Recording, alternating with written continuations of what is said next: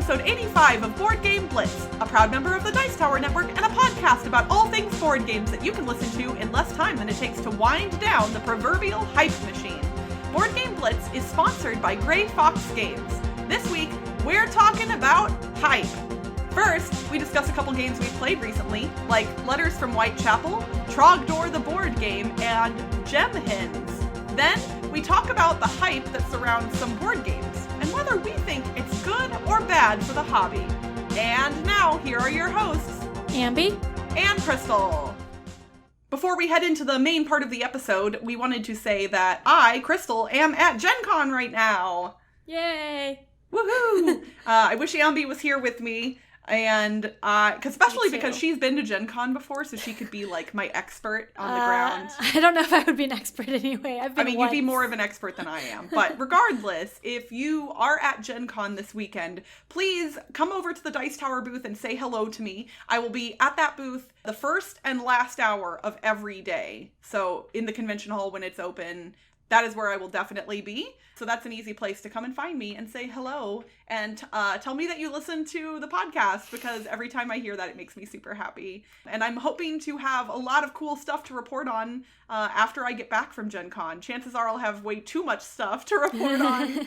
But if there's something specific you want me to demo or check out while I'm there, tweet at me and let me know, because I would love to hear from you all.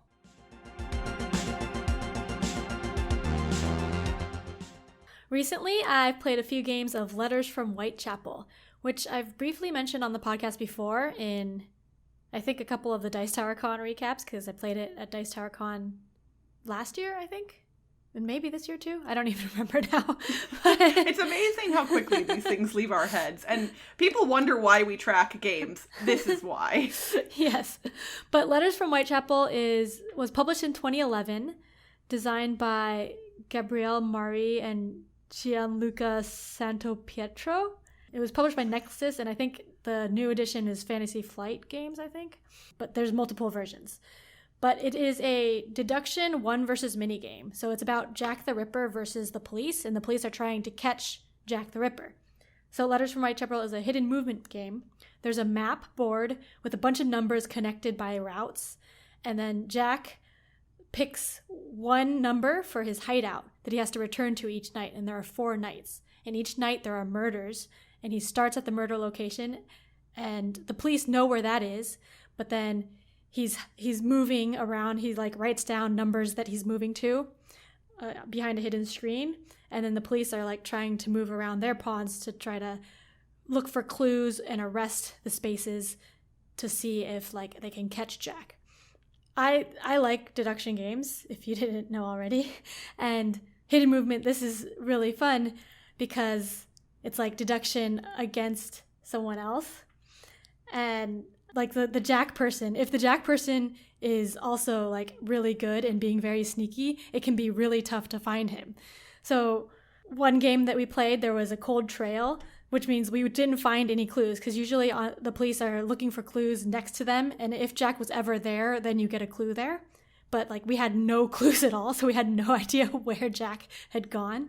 But then, because we had eliminated a bunch of places, that we were okay, he could have made it to this part at this time, because you can count how far he can go. And then I was okay, I'm just gonna arrest. And then I got him. Oh gosh. So you have to play, you can't be careful all the time. You have to be aggressive to be able to arrest him sometimes, because otherwise he would make it to his hideout the next turn.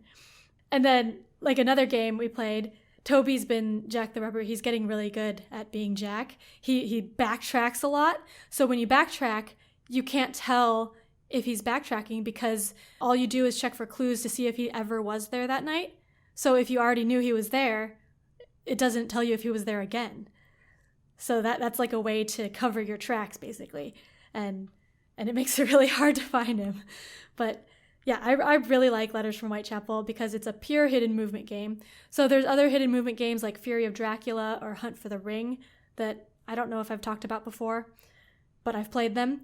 And those have hidden movement, but then they have extra stuff. Like Fury of Dracula, after you find Dracula, there's fighting, and then he hides again, and you have to find them again, and there's fighting with like cards.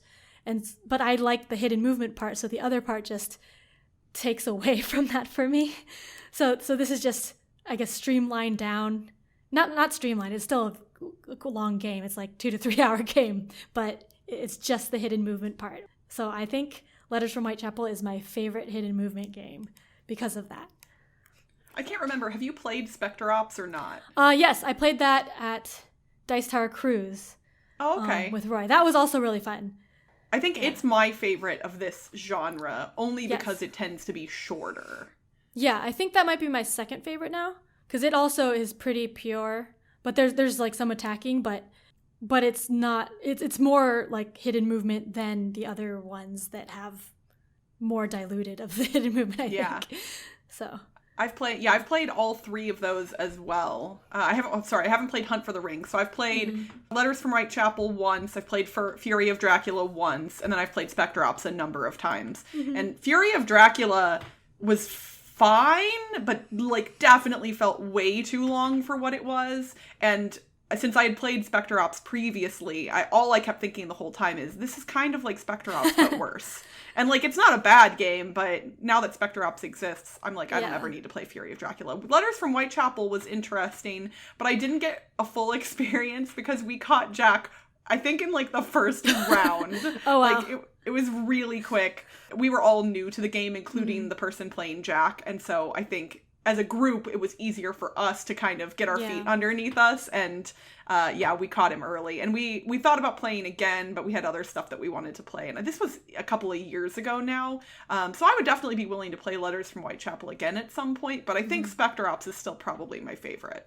Yeah. So, yeah, because we've been playing Letters from Whitechapel with people who have played more, so we're, like, learning from the experienced people that, like, the police can just stay in one spot and block the spaces, which is a good strategy. And so there's a lot of meta game there that's really fun, I think.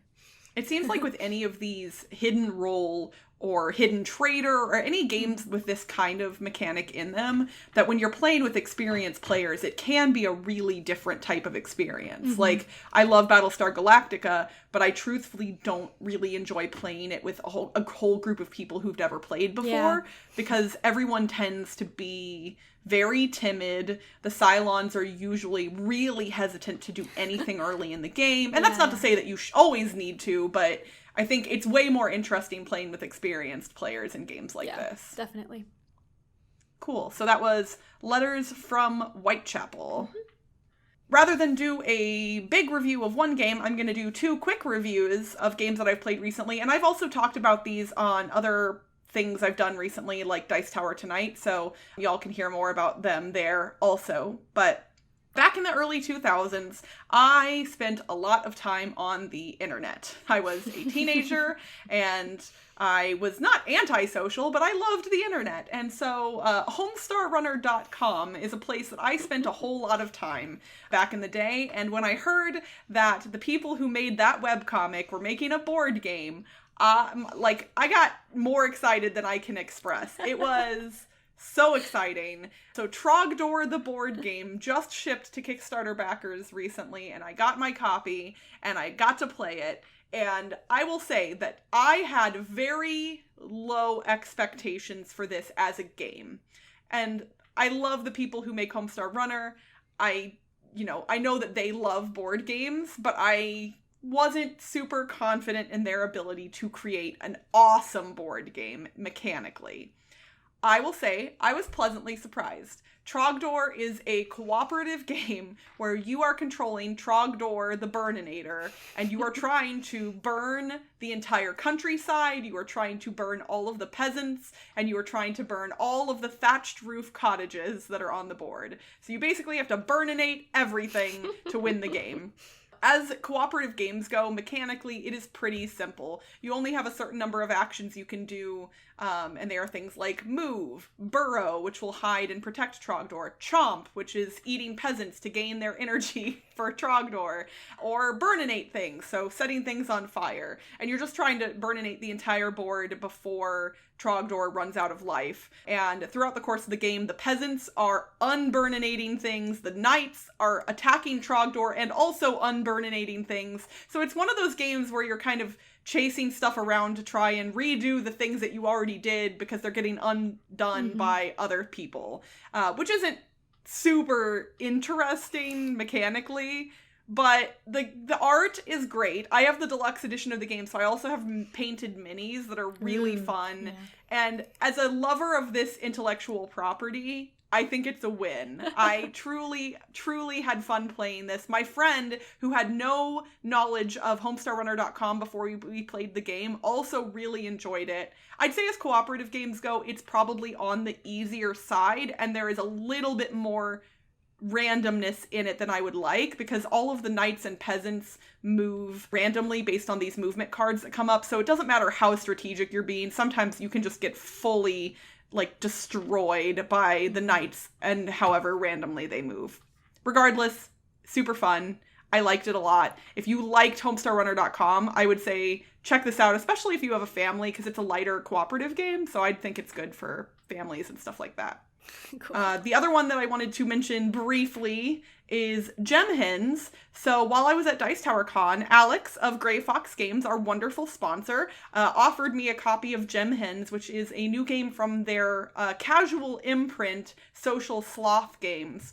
And I will admit, based on the cover of the box and just a quick glance, I was like, I don't know if this is for me or not. I didn't really know what to expect going in, and it is a really fun game. It's a lightweight family game where you are farmers controlling chickens who eat gems and then lay Fabergé eggs.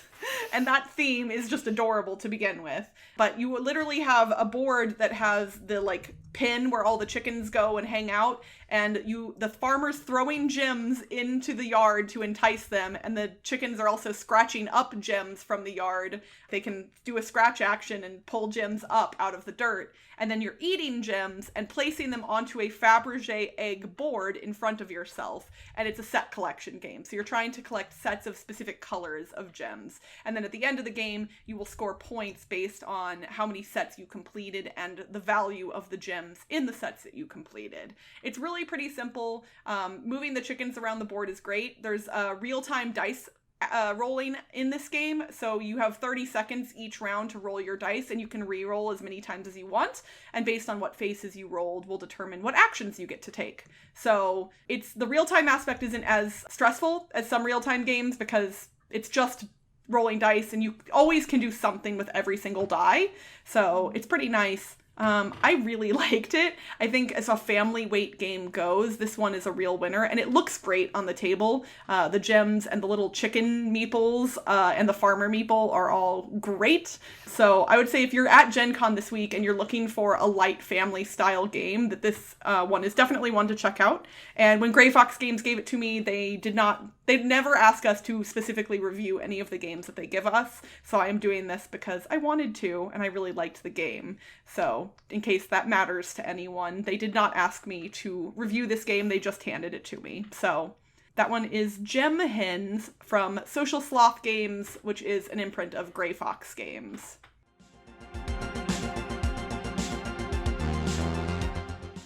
For our thematic segment this week, we were kind of inspired by the fact that our friends over at the Epic Gaming Night podcast just had their final episode this past Monday. Ambie and I were guests on that show, so you should definitely go over to their YouTube channel and take a look at that, because it'll be pretty fun. I say will be pretty fun because we haven't actually recorded it yet, but I'm sure it was fun. This whole time travel thing with podcasting is hard to manage. But regardless, since Epic Gaming Night just ended its run, we are doing an episode all about hype. Because if there is one thing, that Roy Cannaday is known for, it is the word hype. Everything is hype for Roy, and we love it. And so we're going to talk about hype in board games and what that means and if it matters or not. It kind of does, but kind of doesn't, I think is where we're going to get to. Depends who you are, I think. Right. So for those who aren't aware, the definition of the word hype. There's actually a lot of different definitions, but basically, as a verb, it means to stimulate or enliven or to promote or publicize extravagantly. There's also definitions that are noun-based, like it's a deception or a put-on or publicity. And hype can be used as an adjective, too, to mean excellent or cool. This is all coming from Merriam-Webster. But I think most people generally think of hype as excitement surrounding a thing. And there's variations of that. But I think in board games, that's a pretty solid definition. Yeah. I didn't know that deception was in the dictionary definition of it. That's interesting. There are also some other definitions in here that are not family-friendly that I'm not mentioning, that are related to bad stuff. So... So I guess hype is good or bad. Well, in that regard, yes. But in regard to board games, it means a specific thing. Yes. So, Ambie, are you and I part of the board game hype machine? I think sometimes we are, because we play the new games. I mean, we're talking about Gen Con and all these new games coming out. We played a bunch of new games at Dice Tower Con and talked about them. So whenever we talk about these new games unreleased or like just came out that are really cool, that's like hyping up the games, I think. I would agree. I would say that for the most part, people who are making content about board games, even if they try and focus on older games occasionally, like we do, I think we're part of the hype machine, because even if in our episodes we're talking about older games, I'm often tweeting about how excited I am about the new stuff.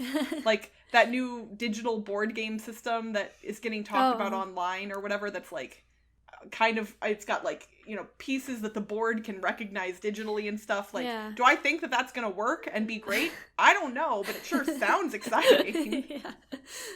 But even, I guess we could still hype up old games too, like I do with all the 18XX games. Those are mostly old, and I'm just hyping them up for people. So a single person hyping things up, I mean, like a single person can hype something up, but can a single person create hype by themselves? I don't know. You know, because I think when I think of hype in board games, I think of those games that everybody's talking about, or a lot of people are talking about. So I think even if, like, if you and I, we should start a hype campaign for a really old board game. Like, pick something obscure and random that happens to be good. Well, Flip the Table kind of did that and then created like a whole thing for it, right? So I literally saw people tweeting about Gone Birding today, which is a VHS bird game that Flip the Table covered back in the day, and someone saw it at a thrift store, tweeted about it, and then Elizabeth Hargrave chimed in, and moderator Chris from Flip the Table was like, yep, it was one of our best episodes, and we said a game about ornithology could never work, and then you had to go and prove us wrong, which is a really great example of sometimes I think in board games we have expectations about things, and we're not always right. I mean, Wingspan has most certainly benefited from the hype around it, and that's not, I think it deserves the hype that it's receiving, for the record, but I think it's really neat that more mainstream outlets and stores that are not board game related are interested in Wingspan because of all the hype around it. Yeah, that's really cool, because it's growing the hobby, making more people aware of board games. That means more people can play with us. Yeah, and someone, I can't remember who, I'm sorry I can't credit this, but I saw a tweet from somebody the other day that said that their daughter, every time she tells somebody about Wingspan, she shares the fact that it's designed by a woman. And like, that kind of thing literally makes me want to cry, because it's the thing we've all kind of been wanting to happen, is like, we want women to have more representation in board games, and people are noticing when it happens, and it's good and it's exciting, and I want more of it. Yeah. So when is hype a good thing? I think we're touching on this already a little bit with like Wingspan, but what is hype good for? It's good for getting people to learn about games, getting advertisement for the game. I guess it's good for like publishers of games. If they get a lot of hype. So if you're a publisher, I wonder what I shouldn't say I wonder. So I work in marketing, not for a board game company. I work for a credit card company. But that's kind of what marketing is trying to present the best piece of the products that you put out in a way that will encourage other people to talk about it for you. I've done a lot of research, and user reviews and user recommendations are one of the strongest ways to market a product. Like, people believe their friends and even strangers on the internet often more than the company that's selling you the product. And that does make sense because the company selling you the product has something to gain from you buying it, whereas strangers on the internet don't. So I think that would be why. It's interesting, though, that you would trust one stranger over another, but it does make sense. Yeah. So what's bad about hype? Where does what bad things can come from hype, especially in board games? So I guess the bad things is, from the consumer perspective, there's too many games that are hyped, so you can't possibly play all of them. So there's the whole like fear of missing out, and that's tough. Well, not just the fear of missing out, but the fear of not being part of a larger conversation. Yeah. Like, everybody else is talking about this thing and I don't know anything about it. So am I not cool enough, or am I playing the wrong things? And obviously those two statements are not at all true. Like, everyone should play whatever they want to play, and it doesn't matter what games you're playing. If you're playing nothing but Ticket to Ride all day, every day, you're still a board gamer. You're still valid. It doesn't matter that you're not playing the newest, hottest stuff every day. And I think that we sometimes in the hobby kind of forget that, which is why, like, during my Dice Tower Con vlog, when I was going around and looking at the games people were playing, I was trying to feature the people who were playing older games too, not just the games in the hot games section. So I was like, hey, Puerto Rico, like I was catching those games that are not as talked about now, regardless of whether they were in the past. Yeah. And another downside of hype, I think, is if the game doesn't meet your expectations. Ooh, so, yeah. I think we talked about this like a few years ago about being disappointed or something. But oh yeah, we've talked about disappointment for sure. Yeah, but I think disappointment comes because a lot of times comes because of hype. So if something's really hyped up and you think you're gonna like it, then you don't. This literally just happened to me, I would say, with LAMA, which we talked about in our Dice Tower Con recap. I don't know necessarily that there was a lot of hype around it, but just the fact that it got nominated for a really big award, it hyped me up about it. Because in my experience, most of the games that get nominated for the Spiel tend to be things that I like. So it's not just that it's an award-nominated game, but like, the things that they pick tend to be things I enjoy. And when I played it and was super disappointed, it was like worse. If I had just played LAMA without knowing anything about it, I don't think I would have thought it was good, but I probably wouldn't have been as disappointed. Yeah, so for me, I try to like avoid a lot of that hype or ignore it. So I try to not to have too many expectations about games when I try new ones, but sometimes it's hard to ignore it. Like, if it's a game that has mechanics that I really like if it's a cooperative deduction game or something, like real time, I don't know. I'm just putting together things. You're literally naming all of your favorite mechanics. Yeah. And just throwing them all together. Yeah. Do all of those things exist in a single game? I'm not sure. I think I saw like there was some game that was a real-time cooperative deduction game coming out somewhere, and then I put it on my want to playlist or something, but I don't think it's out yet. I don't know. I mean, they clearly had you in mind when they were designing it, I hope. Yeah. But yeah, like most of the time I try to keep my expectations level. I think I try to do that, but I'm not very good at doing that. I think I tend to build up my expectations too much in some regard. And I think we in the hobby as a group tend to do that as well. I think a really good example of like group hype and group disappointment would be SeaFall, because everybody lost their collective minds over Pandemic Legacy. And Pandemic Legacy was amazing, really. Like, Risk Legacy that had come out before, I think a lot of people liked, but not a ton of people had played, or not as many people. Yeah. Pandemic Legacy was an even more amazing follow-up. And I think people were ready for SeaFall to be the next amazing thing, and then they started playing it, and most people, from what I know, were really disappointed by SeaFall. And I know that the designer has stated that they have a lot of regrets about what happened to make SeaFall what it is, which bums me out because Rob Daviau is a really good game designer, like really, really solid. And clearly there were some missteps here that, we're not necessarily all privy to. But it makes me sad because I bet SeaFall could have been amazing. I bet it really could have been. And from whatever happened, it just didn't live up to what the players or the designer wanted it to be. Yeah. And I think a similar thing happened with Time Stories. But more over years.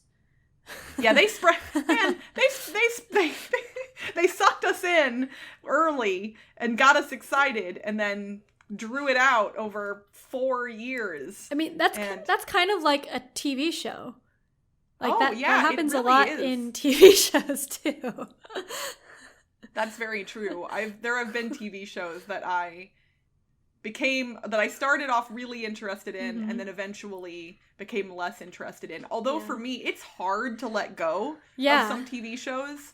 I tend to continue watching even past the point where I'm not happy anymore. Me too. I think in recent past, the only one that I quit that I can think of is The Walking Dead, because I watched it for a while and then started not liking it and then started liking it even less. And then I was just like, you know what? I'm just done. I'm done. And I quit watching, and I don't regret that decision at all.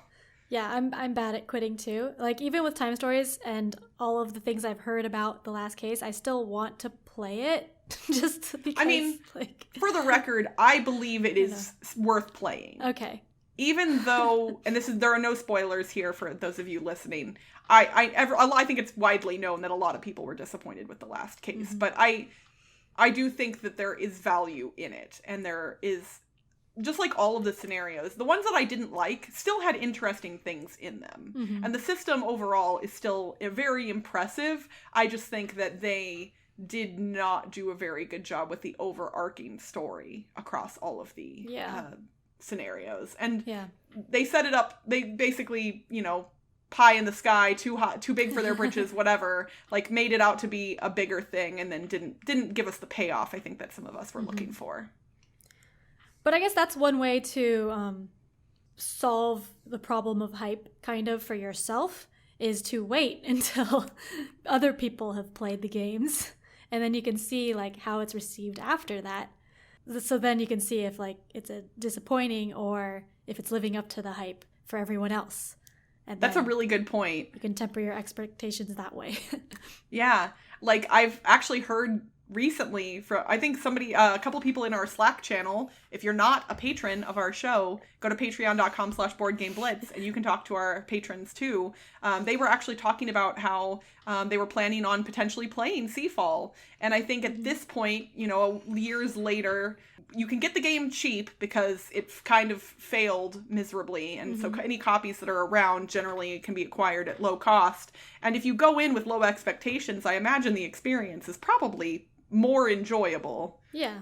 If I had time, I would almost be willing to try it out, but I don't have time for that.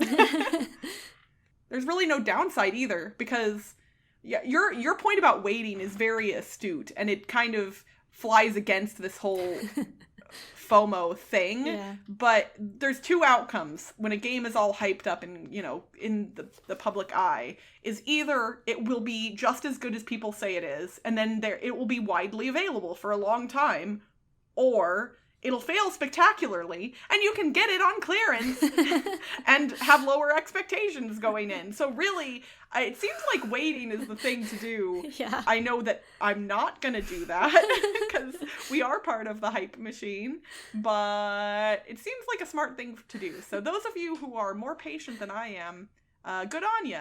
And you're probably much happier with a lot of the games that you play. And that's it for this week's Board Game Blitz. Visit our website, boardgameblitz.com, for video and blog content, as well as to get links to all our social media pages.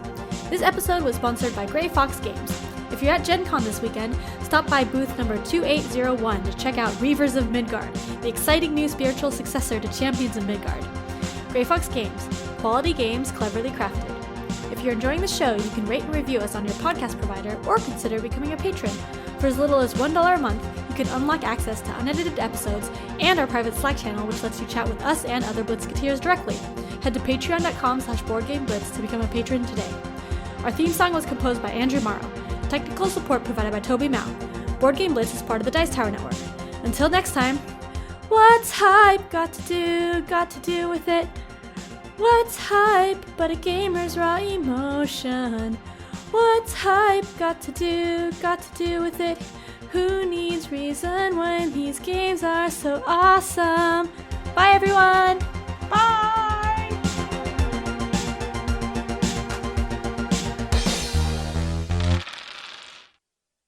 And a podcast about all things board games that you can listen to in less time. Oh shoot. We don't have the word now. Last time it makes a question mark? Oh, because I deleted the TBD and I was going to type something in and I couldn't think of it and I was like, I'll come back to this. I just can't read question mark. That's not... Oh, well, that's a good one for the bloopers. Alliteration.